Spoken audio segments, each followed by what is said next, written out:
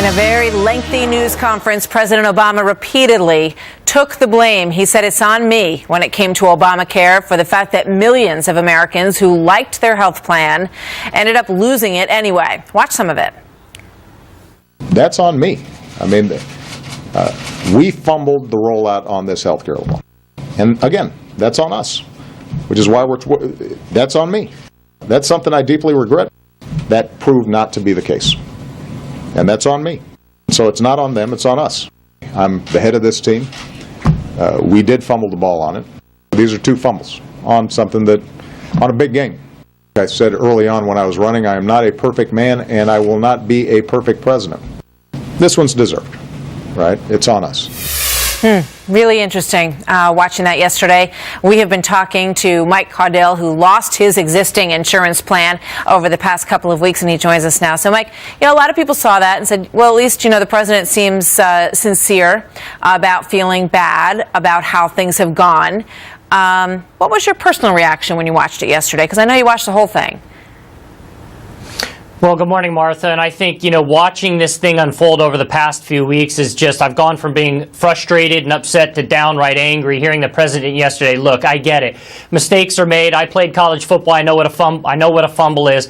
But to hear the president come out and say in front of the national audience yesterday, I'd like to offer an idea. Look, you're the president. I'm not looking for you to offer ideas. I'm looking for you to come out with legitimate solutions to this problem. This is an urgent situation for Americans right now. You've got 40 million Americans without health care. You've got 104 Californians that are part of Anthem Blue Cross that got cancellation notices. And you've got 5 million Americans across the country that don't have, that got these cancellation notices as well. It's a very ugly situation. And now the state commissioner in California came out yesterday with his response to the president. And it's even worse. Rate hikes are definitely being forecast from these insurance carriers. All right. So what have you done? You lost your policy. Did you sign up for a new policy? Remind us of your personal situation.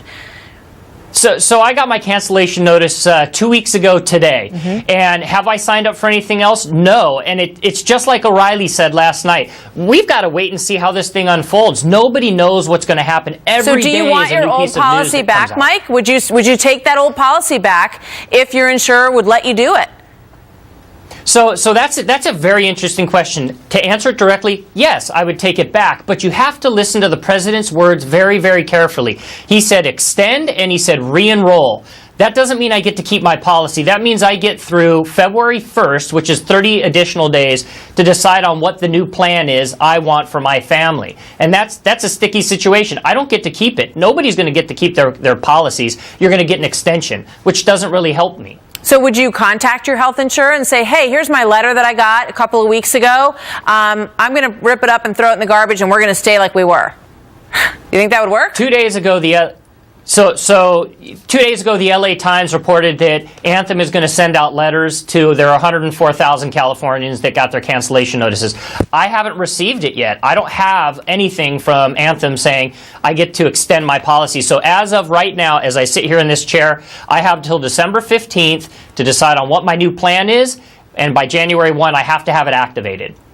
What do you think about the legislation? The House side is voting. Fred Upton has a bill today that would allow you to keep your health insurance if you liked it. And they feel like it's a more comprehensive fix than what the Democrats are proposing. And the president put out there, which, as you pointed out, was basically, we're not going to tell the insurance companies that they can't. I mean, that's basically right. What the president said yesterday. So do you think this is something that, could satisfy you and be solved legislatively at this point? This is a tough situation because you've got a catch-22 happening. You've got the legislators trying to come up with a way to create affordable health care. And then on the other end, you've got insurance carriers who still are mandated by the state commissioner in every state respectively on how they're going to roll these things out. Ezekiel Emanuel was on the Kelly File, and I mean, this guy came on and was talking about how before all this ACA stuff went down, people were losing their health care left and right.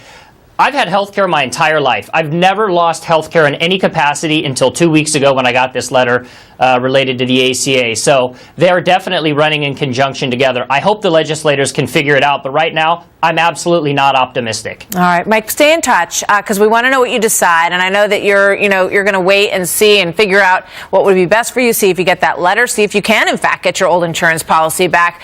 So let us know how you make out, okay? Good luck. You bet. Good luck, Thank you. Mike. Thank you very much.